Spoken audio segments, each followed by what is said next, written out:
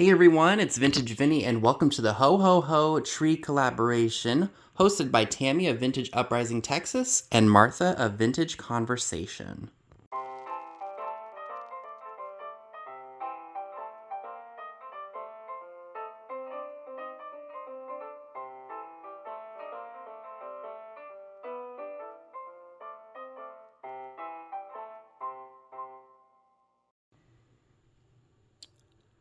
So we have a traditional pre-lit Christmas tree downstairs in our family room, but I will always love the silver trees that were made in the 50s and 60s. And I've had this one for several years. This is actually the first year I brought it out in quite a while. I think since before we moved into this house, so probably 5 years it's been since I've decorated this. But for the tree collaboration, I thought, why not go ahead and decorate this one for you all so you can see some of the cool ornaments that I have. So let's go ahead and start decorating it, shall we? So unfortunately, this really awesome atomic starburst tree topper will not fit on top of the tree due to the aluminum branches. So I'm going to go ahead and add her instead, and she looks great on top of my tree.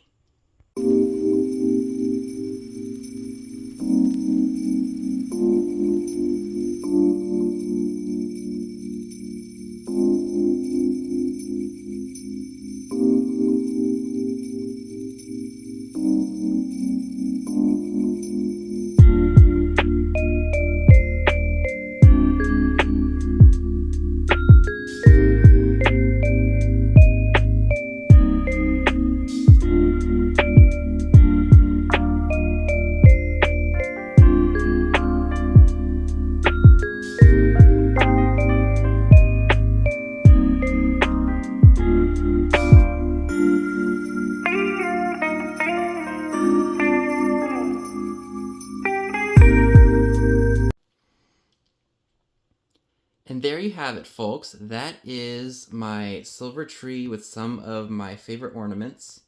A lot of these I've picked up at estate sales and flea markets, some antique stores. A few of them were gifts.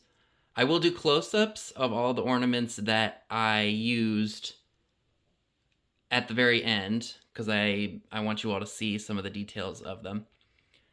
So like I said, flea markets, estate sales, antique shows are basically where I got all of these, including my silver tree.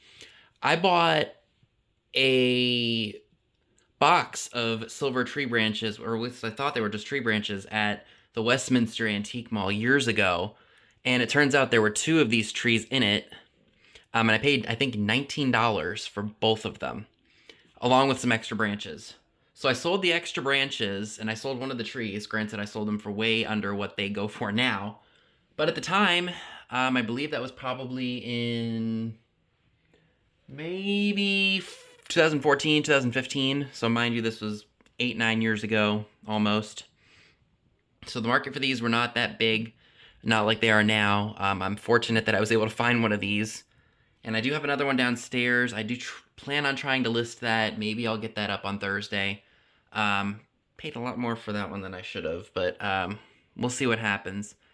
So I'll just give you a quick tour. I know you guys are going to see all the ornaments up close, but I have a lot of flocked Santas. That's a plastic shiny bright star.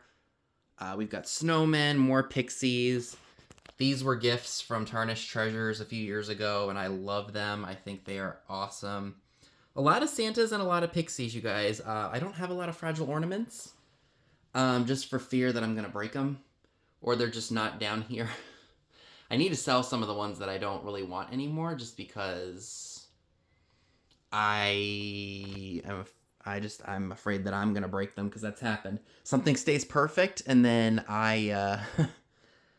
it comes into my house, and then I break it because I have so much stuff.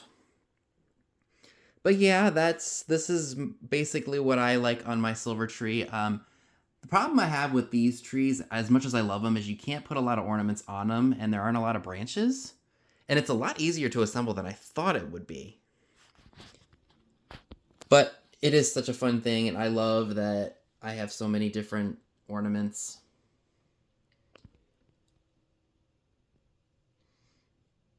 So I know it wasn't a terribly long video, and I want to thank you all so much for watching it, and I hope you check out all the other people participating, because I'm sure they all have really great trees as well. So make sure you check out everyone else. I'm sure there'll be a playlist linked to all of the different folks who participated in this collaboration. And I hope you all enjoyed seeing all the really fun things that bring back memories. So before I end this video, we're going to go ahead and check out a close-up on all these ornaments.